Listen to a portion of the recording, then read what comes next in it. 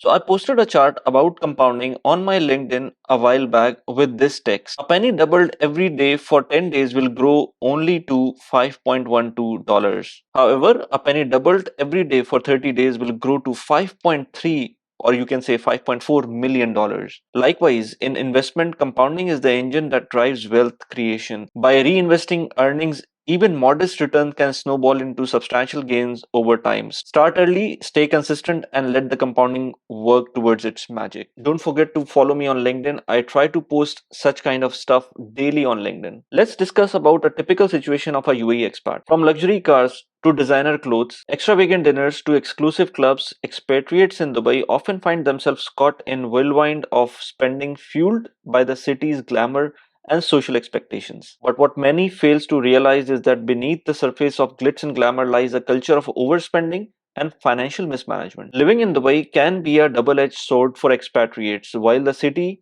offers tremendous opportunities for career growth and financial success, it also presents numerous temptations that can lead to financial ruins if not managed carefully. Surprisingly, people hold themselves from investing for their financial well being just because they think they do not have enough money to start their investing journey. People usually think about very short term when they arrive in the UAE. Consider myself, because when I came here in the UAE 15 years back, I never thought that I will be living in this country, in this great country, for this amount of time. It is important to know that you can start investing with mere 1000 dirhams per month, which can bring you 1.3 million dirhams in the next 30 years if you just stay the course. By the way, this 1000 dirhams would only be 360,000 dirhams if you would have saved that money. In this video, I will try to explain you with the 7 possible options that you have while you are a UAE resident to invest on monthly basis and compound at the same time, which will make sure that you leave this country richer than when you arrived. Let's talk about the easiest and my favorite one first. I love Sarva. I have been making content around Sarva for the last 2.5 years now. They have been my go-to platform. Whoever asked me how to invest in the US stocks, my first recommendation to them is Sarva. So Sarva Invest wants you to sit at the back and take all the control on their side, but you need to give them the parameters that how you want your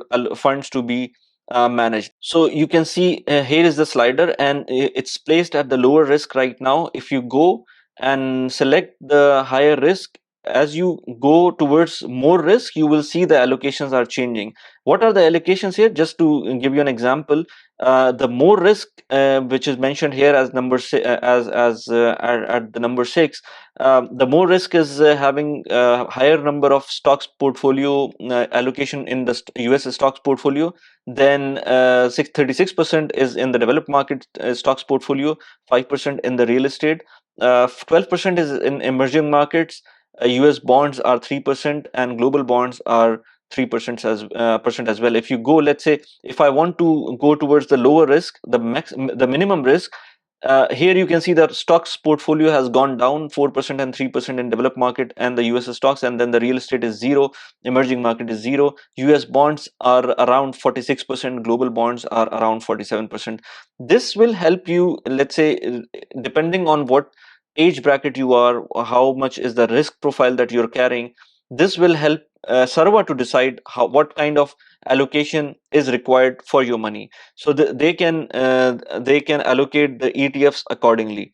You just have to tell them what are the risk profiles that you want. For me, I always invest in the stock market considering that this is the high risk investment, so I always keep it at the more risk part. Then you have this was the conventional part, and then there is a halal part as well, where of course US stocks are there, global stocks are there, gold is there, emerging market is there, sukuk is there as well. So if you see conventional, there is no US bonds or the global bonds because those are not Sharia compliant. So whatever stocks they're investing in are also Sharia compliant, and similarly global bonds have more percentage there because there are more options of Sharia compliance in the global stock market. Similarly, there is a socially responsible portfolio as well, conventional crypto as well, where there is a certain part of Bitcoin added into your portfolio, and then socially responsible crypto as well, where the SR portfolio would have some crypto. But I would only invest into conventional or halal portfolio. I don't want to go into socially responsible portfolio, and then crypto I'm always at least for now I'm not investing in. So this is a basic overview of Sarva. By the way, if you're interested in learning more about investing, there is a book which is called as Psychology of Money. I would definitely recommend you to read that book. This is the book by Morgan Housel. I also follow him on Twitter or X platform. He writes very well on X platform as well. Link of that book is in the description below. You can buy that on Amazon or any other platform that you normally shop around. Now, the second option that you can invest your 1,000 dirhams easily per month is by the brokers where you can invest in the US stocks.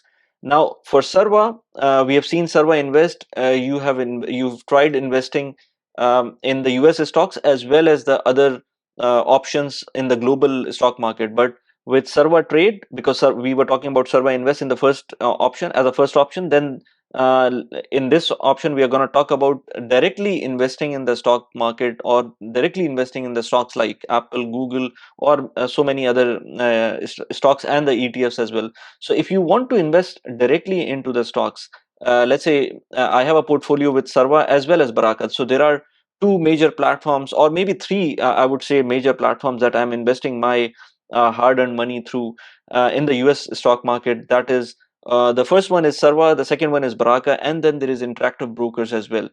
All three of them have pros and cons. I would recommend anybody who is starting new to start investing through either Sarva or Baraka. Baraka has one limitation that you can only invest through the GCC countries, while Sarva you can invest from anywhere around the world.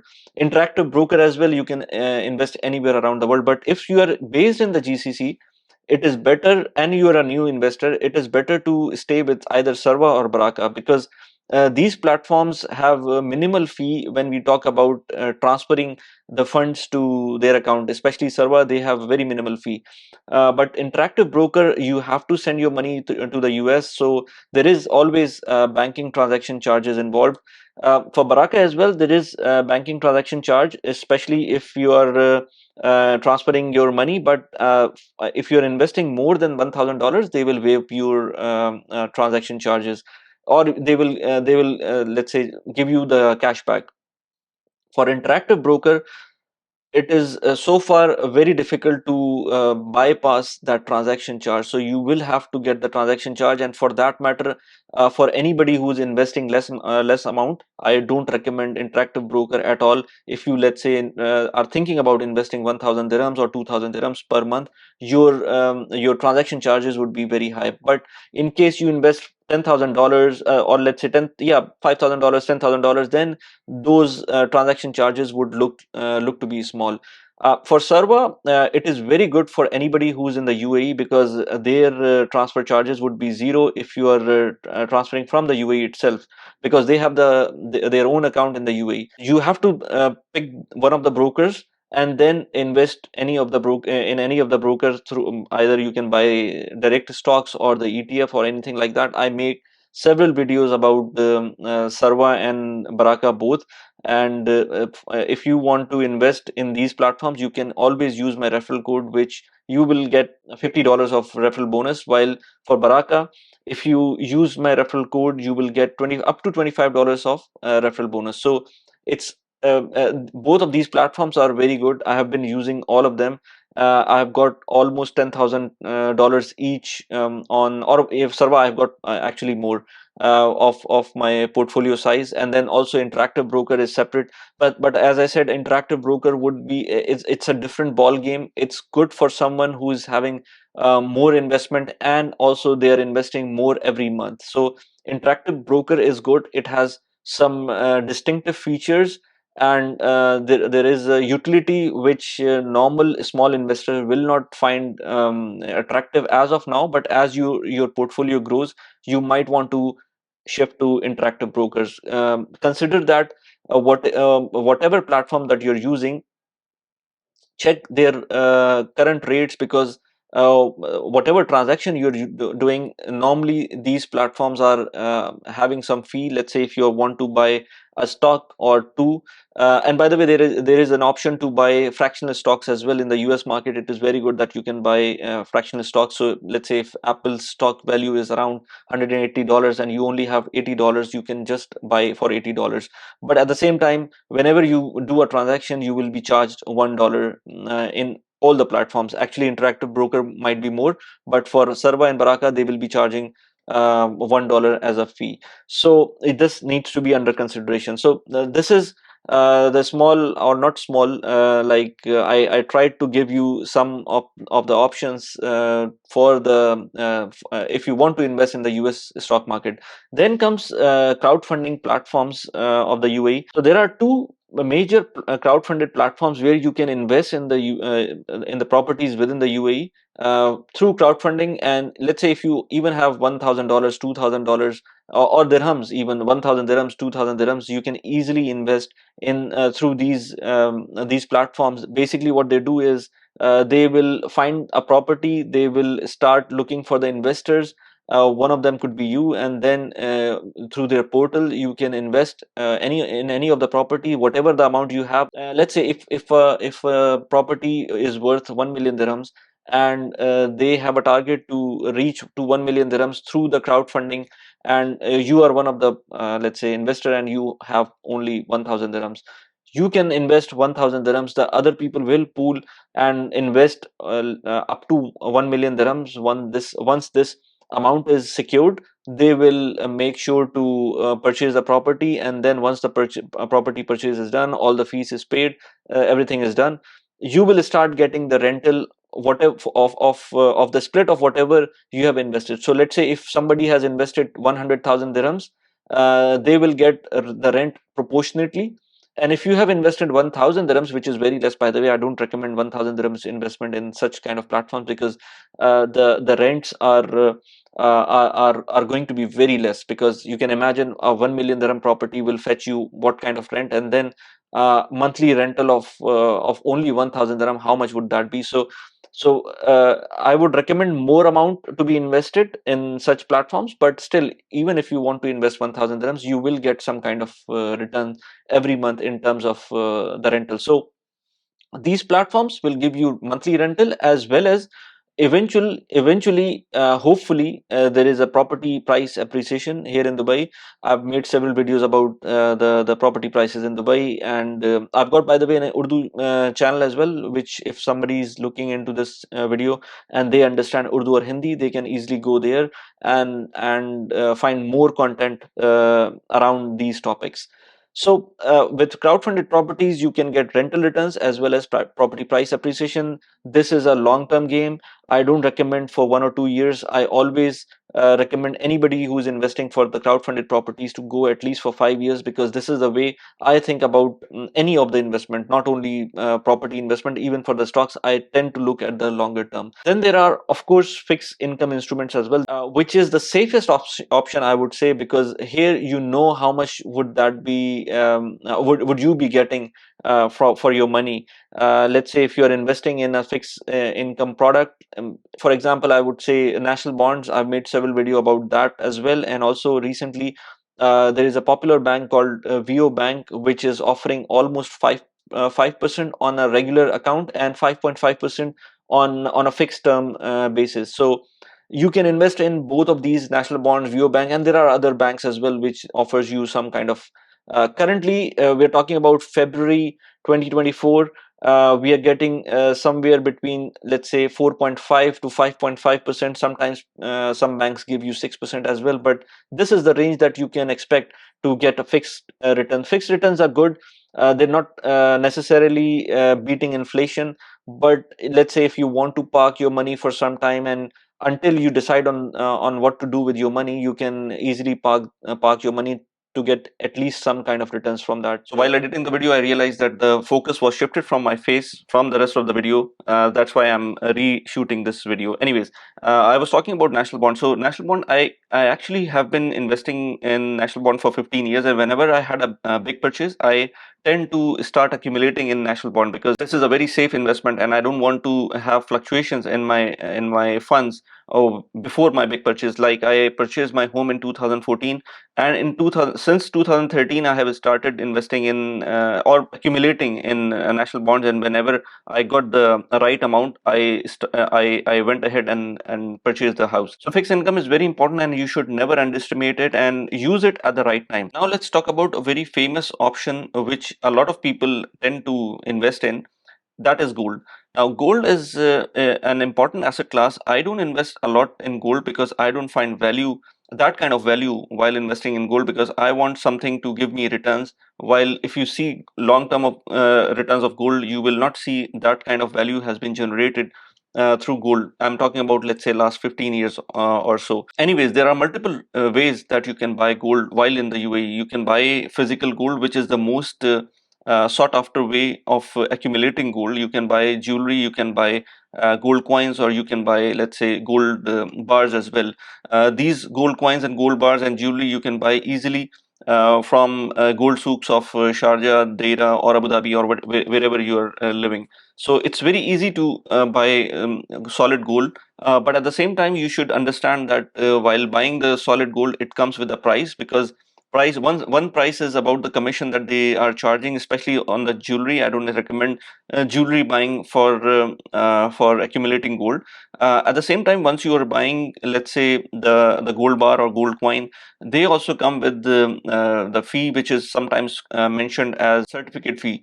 So this fee is on top of whatever the price you are paying for the gold. Then there is an option, you can buy electronic gold as well. You can buy through Emirates and BD. There is an option to buy ETF as well. There is a ETF of gold GLD on the US stock market, and you can buy easily through the apps like Sarva and Baraka that I've just discussed a while back. These ETF allow you to track the price of the gold, and once you invest in these ETF, you will be able to easily take the benefit of any price fluctuation while what is happening in the gold market. The good thing about these ETFs is that you can buy any time of the day, any time of the week, any time of the year. You don't have to go to the gold souk to buy physical gold. This is also going to be helpful in safety, because you don't have to worry about the possession, and you don't have to worry about if your solid gold bars will be stolen or anything like that. You can be remote as well. You can go move the countries, and you don't have to worry about the possession of the gold. So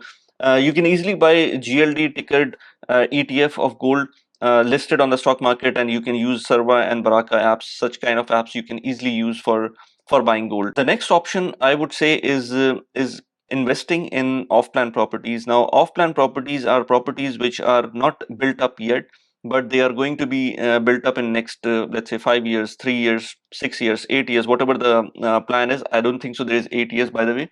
I think I have seen at max 4 years, but the payment plan goes up to 8 years. So in case you want to invest in a property, and you have an 8 years payment plan, and you will be paying, let's say, 5,000 dirhams per month for that property in terms of your repayment, uh, and you get the possession after 3 years.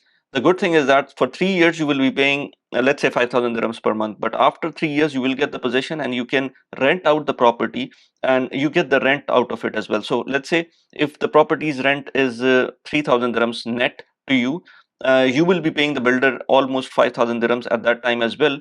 So the balance you're paying is now 2,000 dirhams, not 5,000 dirhams, because earlier you were paying 5,000 dirham, but then the rental start coming up, and then you will only be liable to pay 2,000 dirhams. So one of this option is off-plan property as well, but then of course you have to see your cash flow. It cannot be done in 1,000 dirhams.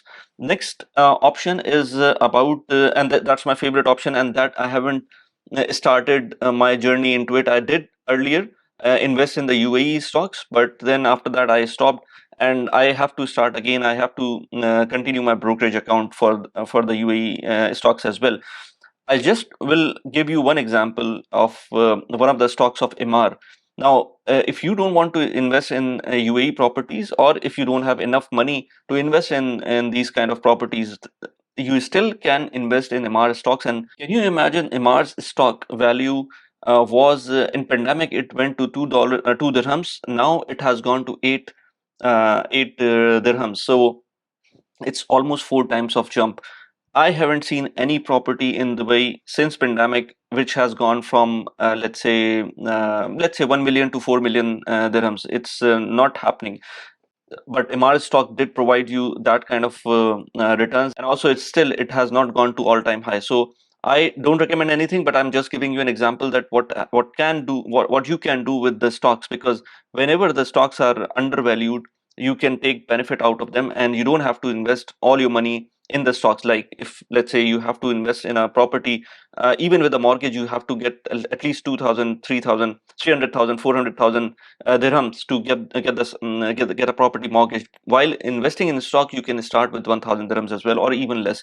So stocks is one thing that you should consider while you are in the UAE. I've done recently a podcast about investing in Dubai from $100,000 to $1 million. So we've covered a lot of range. You can find this video here in the end card, and then also I have done a video which is about 2,000 dirhams investment and how you can grow it to 1 million or even beyond. Here is the link to the video. Take care. Until next time.